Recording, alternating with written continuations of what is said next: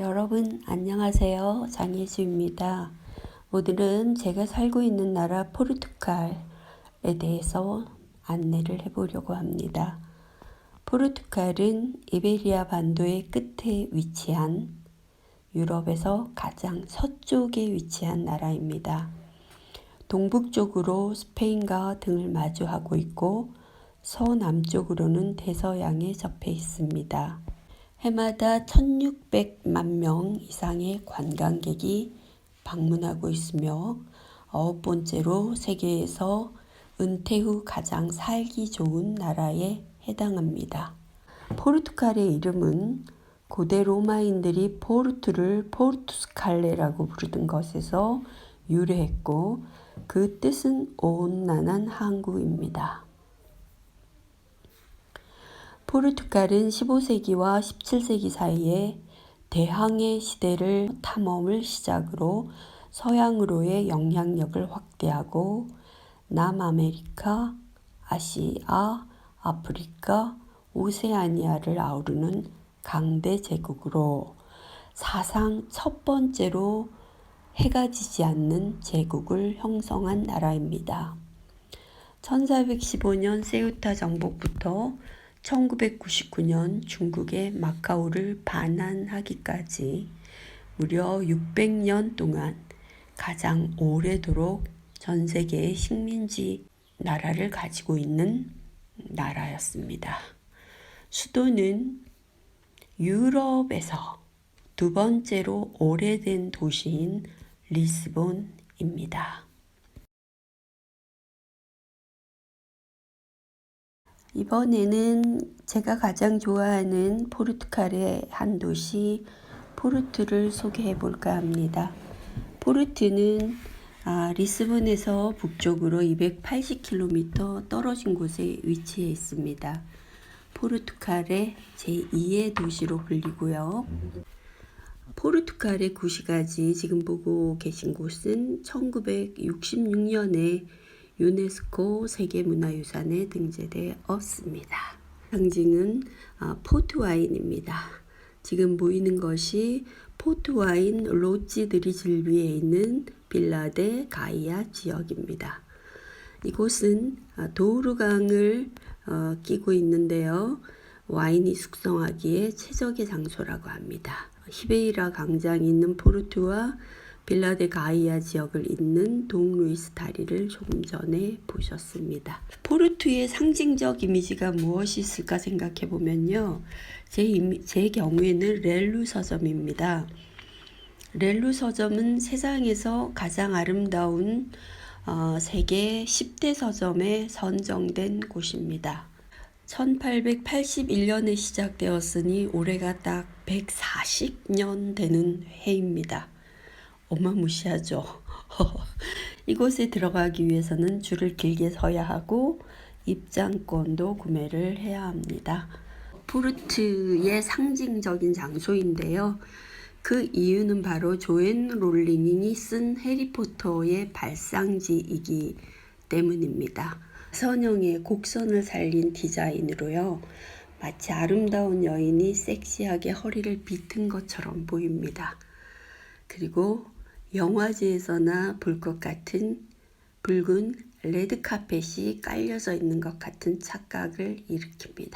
마치 그 계단 앞에 서면요, 환상적인 시간여행 속으로 들어가는 듯한 착각을 받습니다. 실제 조앤 롤링도 그런 영감을 받았기 때문에 그런 작품이 나올 수 있었겠죠. 이것은 보관함입니다. 서점에는 배낭을 메고 들어갈 수 없어요. 그래서 이곳에 1유로인가를 내고 맡기면 또 나올 때 반환할 수 있습니다. 사람들이 너무 많습니다. 그래서 책을 보러 오는 게 아니라 지성인들이 고급스러운 서가를 구경하기 위해서 온 것 같은 묘한 그 쾌감을 주는 그런 공간입니다. 한 사람의 작가가 영감을 받는다는 것은 무척 중요하고 위대한 일인 것 같습니다. 그 어려운 시간을 고통을 승화시킨 경험이야말로 귀감이 될 만하죠. 그래서 포르투를 해리포터의 고향이라 부르는 사람들도 있습니다. 책 읽고 있는 모습, 건물을 외관을 장식하는 것은 포르투갈에서만 볼 수 있는 특별한 즐거움이죠. 두 번째 포르투갈을 소개한다면은 포트 와인이죠. 와인의 탄생 배경은 100년 전쟁입니다. 굉장히 흥미로운데요. 영국은 프랑스와 116년 동안 전쟁을 했습니다. 그때 와인을 너무 좋아하는 영국 사람들은 프랑스 와인을 마실 수 없기 때문에 만들어진 와인을 영국으로 수송을 하는 과정에 변질이 일어나서 모든 와인을 다 버리는 사건이 일어났어요. 근데 유독하게 변하지 않은 와인을 담은 통을 발견했는데 그 성분을 조사해 보니까 브랜디가 남아있더라. 브랜디를 섞기 시작한 겁니다. 그것이 이제 포르투갈을 넘어 전 세계적으로 인정받는 와인이 된 것이라고 합니다. 18세기 포트 와인을 수출하기에 만든 저장 창고들이 지금은 브랜드마다 특색을 갖춰 보기 좋게 꾸며놓은 로지로 자리를 잡았죠. 그래서 그것은 유난히 도우루강을 끼고 있는 포르투를 아름답게 만드는 핫포인트 지역으로 거듭나게 했습니다. 포르투와 로지가 즐비한 빌라 노바데 가이아 지역을 사이로 흐르는 도우루강, 그리고 둘 사이를 연결하는 동 루이스 다리, 그리고 이것을 한 번에 감상할 수 있는 히베리아 광장은 포르투의 랜드마크입니다. 포르투에 있다는 자체만으로도 행복이 배가 되는 이유는요, 저 강이 흐르고 있기 때문입니다. 그런 생각 해보셨나요? 강을 끼고 있는 도시는 무척 그곳에서 느끼는 감정이, 감동이, 감흥이 남다르다는 것을요. 물이 있습니다. 물의 도시예요. 강을 끼고 있기 때문에. 강과 바다를 동시에 끼고 있는 포르투는 사람의 마음을 더 감성적으로, 그래서 사람들이 포르투를 한번 다녀가면 너무 아름답다, 잊을 수 없다, 그렇게 말하는 것이 아닐까 생각합니다. 제가 오늘 포르투 와인과 그 렐루 서점을 소개했는데요. 이것은 제가 다른 여행 작가와 달리 어떤 테마를 가지고 있는데, 그것은 연금술 여행이라는 것입니다. 연금술의 요소는요, 불과 지구와 공기와 물인데, 포르투에 흐르는 도우루 강은 물의 요소죠. 그래서 포르투라고 하는 지구를 풍성하게 입혀주는 물의 역할을 합니다. 그래서 지구라는 요소는 현실적이고 실제적이고, 지금 내 앞에 있는 상황을 어떻게 헤쳐나가야 하는가에 해결에 중점을 둔다면 물이 더해짐으로써 조금 여유를 갖고 흐름대로 가보자라고 하는 상황이나 환경에 저항하기보다는 순응하면서 받아들이고 그 안에서 공간을 만들어내는 힘을 가지고 있습니다. 강이 있다는 것은 감정의 요소로 느낌, 서정성, 직관, 지혜의 깨달음의 통찰의 에너지를 더해줍니다. 그래서 강이나 호수나 바다를 여행하게 되면 지혜를 얻게 되고 넉넉한 마음의 공간이 만들어지는 것을 경험할 수 있습니다. 와인거리인 가이아 지역은 도우루강이 흐르는 물의 요소에 속하고, 렐루 서점은 연금술 요소 중에 어느 요소에 속할까요? 네, 이 서점은 바로 공기에 관련된 것입니다. 공기는 쌍둥이 자리가 있고 천칭 자리가 있고 물병 자리가 있습니다. 공기의 사람들은 정보를 좋아하고요. 명료한 걸 좋아하고요. 지식 얻는 것을 좋아합니다. 그리고 사교적인 사람을 사귀고 사람을 통해 정보를 얻고 그것을 나누고 그러는 것을 좋아합니다. 그러니까 넬루 서점은 지식과 정보에 관한 것이기 때문에 공기 요소라고 할 수 있고요. 그러니까 포르투는 물과 지구와 공기의 만남이 있는 곳이다. 특히 물과 공기의 만남. 그것이 포르투다. 요소도 호환이 됩니다. 지구는 물을 이해하고 지구는 물을 받아들임으로 마음의 여유를 갖게 되고 물은 지구를 받아들임으로 보다 현실적으로 대처할 수 있게 됩니다. 공기와 불의 요소는 공기는 정보를 얻고 지식을 좋아해서 배우는 것을 좋아하지만 불은 공기의 지식을 실제로 활용할 수 있는 역동적 행동력을 말합니다. 도전하고 모험할 수 있는.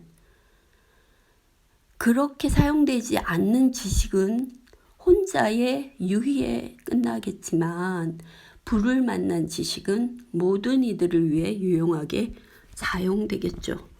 저는 유튜버들이 많이 늘어나고 이런 유튜브 채널이 늘어나는 이유가 바로 공기와 불이 만났기 때문에 가능하다 이렇게 생각합니다.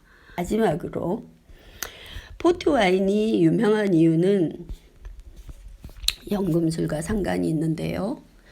발효시키는 중간에 위스키를 섞어서 도수를 높여서 숙성시키는 방법을 사용하기 때문인데 이것은 일반적인 와인의 도수가 대략 13도인 것에 비하면 20도 정도라고 합니다. 위스키는 40도라고 하고요.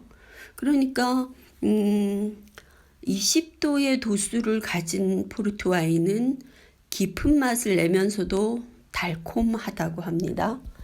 도수가 높다는 것은 보관기간이 대폭 늘어날 수 있는 장점이 있고 풍미도 일반 와인보다 한 단계 위라는 것을 의미합니다. 와인이 너무 그리웠던 영국인들이 서둘러 와인을 먹으려다 충분히 발효되지 못한 와인이 이송되면서 일어난 변질. 그래서 모두 버리게 되었다는 이야기는 우리의 인생에서 깊이 생각해야 될 교훈을 가지고 있습니다. 누구든지 인생에서 홈런을 치고 싶고 스타가 되고 싶어 하지만 충분히 숙성되지 않으면 쉽게 변질이 일어납니다. 그래서 서두를 일이 아니라는 교훈을 줍니다. 저는 와인의 맛을 잘 모르고 마실 수도 없습니다. 체질적으로 알코올 분해 능력이 없거든요. 한 잔만 마셔도 온몸이 가렵고 얼굴이 뜨거워지고 어지럽고 토할 것 같아서 그 도수를 견디지 못합니다. 술 얘기를 하려고 하는 것이 아니죠. 연금술에 대한 이야기를 하고 있습니다. 제가 이해한 바로 좋은 와인의 기준은 어떤 지역에서 자란 포도인가가 중요하고요.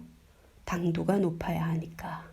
그래서 높은 당도를 가진 아주 일조량이 우수한 해에 생산된 포도의 맛을 포도로 만든 와인을 특별한 와인이라고 하고 그것은 스페셜 와인으로 구분을 하더군요. 근데 그 높은 당도를 가진 포도들은 공교롭게도 대부분 바닷가 옆에 비탈진 지역에서 자랍니다. 해풍과 뜨거운 햇볕을 견뎌낸 포도.